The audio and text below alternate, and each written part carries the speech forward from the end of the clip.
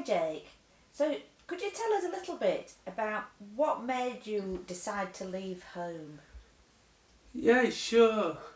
I want to be more independent and cook for myself without my mum cooking with me and general like that. Yeah, great. Okay, Janet, so how did you feel about Jake leaving home and what were your concerns? Well, we had mixed feelings really. Obviously it's a natural thing for young people to want to leave home when they get to this sort of age. He was 24, 25 at that age, which is the stage at which young people often do leave home. And we felt it was quite a backward step for him to be living at home again, and I was doing his cooking and his washing and things, as you do. So we contacted social services to find out what possibilities there were for Jake living independently. At the end of March they found a bungalow in Doncaster, and Jake moved in there with a friend that he knew from school. There was excellent support, it was a beautiful situation. We realised that it would be much nicer if he was living nearer to home, and social services offered some alternative accommodation, but it was right in the town centre and it really wasn't appropriate.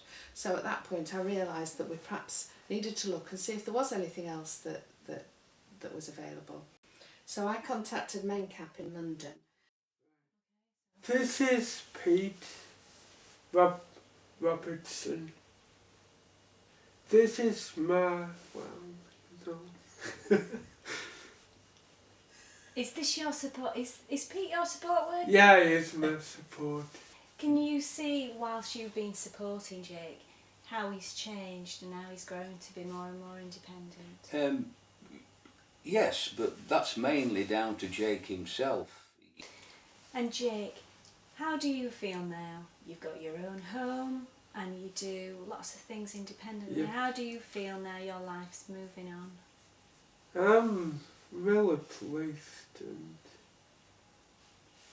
I do see my mum and dad occasionally, once a week, but Do you meet up with friends, Jake, out and about in the yeah, community? I belong to a local walking group and computer course. So where you live now then, Jake, do you know all your neighbours? Well, some of them I take the big bins round to the houses for them. Jake, could you tell us a bit about the support, what you get and what you need the support for? I get support from Mencap. I get 18 hours split 4 hours a day. I use that to go to a cinema, go shopping.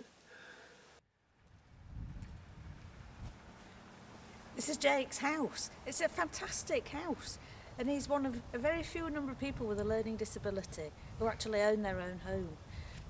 It's hard enough to buy a house if you're a young person, but if you're a person with a learning disability, it's now become almost impossible.